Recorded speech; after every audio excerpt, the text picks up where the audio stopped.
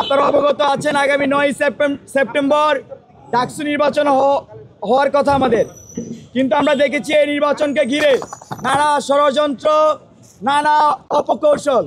নির্বাচনের আগেও যখন জানুয়ারিতে নির্বাচন করার সুযোগ ছিল, তখন আমরা দেখেছি এই নির্বাচনকে বারবার পিছানো হয়েছে।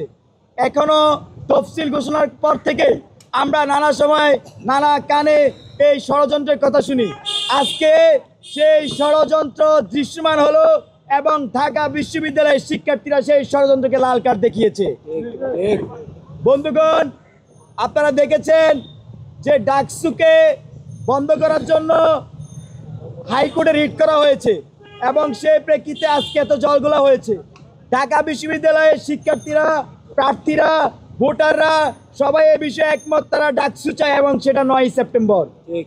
আমরা যে কোনো মূল্যে এই ডাকসুকে সফল করবো ইনশাল্লাহ। জুলাই আমরা যেভাবে ছাত্রলীগের মতো অসুরকে, আওয়ামী লীগের মতো অসুরকে হটিয়েছি, এই ডাকসুকে কেন্দ্র করেও ঢাকা বিশ্ববিদ্যালয় নতুন করে কেউ ভর করতে পারবে না, ডাকসুকে বানচাল করতে পারবে না। এই মুহূর্তে আপনাদের সামনে কথা বলবেন জুলাই অভ্যুত্থানের 9 দফার ঘোষক, ঢাকা বিশ্ববিদ্যালয় মেধাবী ছাত্রনেতা, ডাকসুর ভিপি পদপ্রার্থী আব্দুল কাদের। সংগ্রামী বন্ধুগণ, সাংবাদিক বন্ধুগণ, আপনাদেরকে সালাম এবং সংগ্রামী শুভেচ্ছা জানাচ্ছি। আপনারা জানেন ঢাকা বিশ্ববিদ্যালয় শিক্ষার্থীদের যে প্রাণের যে প্ল্যাটফর্ম, অধিকারের যে প্ল্যাটফর্ম, সেটা 5 আগস্টের পরে হওয়ার কথা থাকলেও নানান ষড়যন্ত্র, কুচক্রী মহলের নানান পায়তারা সে ডাকসুকে 1 বছর পর্যন্ত আলোর মুখ দেখায়নি। অবশেষে 9 তারিখে ডাকসু নির্বাচনের ঘোষণা দিয়েছে আমাদের সে প্রশাসন, কিন্তু সেই ডাকসু নির্বাচনকে বানচাল করার জন্য কুচক্রী মহল যে পায়তারা চালিয়েছেন সেটা এখনও তারা বন্ধ করেননি। আজকে ডাকসু নির্বাচন স্থগিত করার মধ্য দিয়ে সেই পায়তারা স্পষ্ট হয়েছে। আমরা গত কয়েকদিন ধরে যে আশঙ্কার কথা বারবার করে বলে আসতেছি, সেই আশঙ্কা আজকে দৃশ্যমান হয়েছে। আমরা দেখেছি বিএম পাহাবিদা নামে একজন ব্যক্তির রিটের পরিপ্রেক্ষিতে হাইকোর্ট অতি উৎসাহী হয়ে পুরা ডাকসুকে তারা স্থগিত করে দিয়েছেন। আমরা দেখেছি সেই রিটের ফেয়ারে কি বলা হয়েছে, শুধুমাত্র একজন জিএস পদপ্রার্থীর ছাত্রলীগের সাথে সংশ্লিষ্টতা থাকার কারণে শুধু ওই ব্যক্তির প্রার্থিতা বাতিল করার জন্য রিট করা হয়েছে, ফেয়ার করা হয়েছে। কিন্তু আমরা দেখেছি সেই ইস্যুকে কেন্দ্র করে, একজন ব্যক্তি বিশেষের ইস্যুকে কেন্দ্র করে পুরা ডাকসুকে স্থগিত করে দেওয়া হয়েছে। আমরা এতদিন ধরে যে আশঙ্কার কথা বলে আসতেছি, হাইকোর্টের কাঁধে বন্দুক রেখে সেই আশঙ্কাকে তারা দৃশ্যমান করেছে।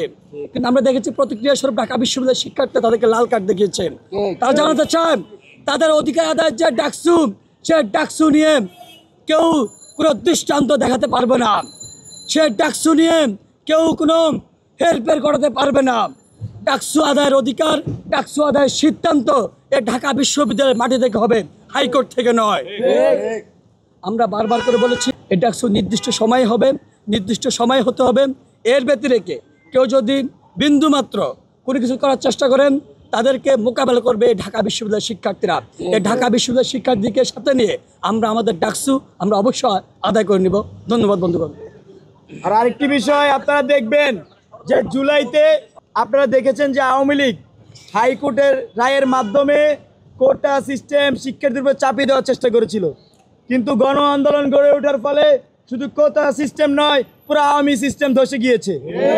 তো এইখানে শিক্ষার্থীদের যে ন্যায্য দাবি, ডাকসু আমাদের অঙ্গীকার, ডাকসু হবে প্রতিবার। এই যে তাদের যে দাবি, তারা যে জিনিসটা চায় সেটাকে যে কোনোভাবে, যে কোনো ষড়যন্ত্র দিয়ে কোনোভাবেই বন্ধ করে রাখা যাবে না। আজকে ঢাকা বিশ্ববিদ্যালয়ের শিক্ষার্থীরা সেই রায় জানিয়ে দিয়েছে। বন্ধুগণ, এই বিষয়ে অবশ্যই আমরা তো 9 সেপ্টেম্বর ডাকসু চাই। ঢাকা বিশ্ববিদ্যালয়ের শিক্ষার্থীরা মনে প্রাণে ধারণ করে প্রচার প্রচারণা যেমন করছেন, এবং যারা ভোটার তারাও এই প্রচার প্রচারণা শুনছেন যারা প্রার্থী তাদের কাছ থেকে, এবং স্বতঃস্ফূর্ত একটি আমেজ পরিবেশ ঢাকা বিশ্ববিদ্যালয়ে বিরাজ করছে, আনন্দদায়ক পরিবেশ। তো সেটি বজায় থাকবে।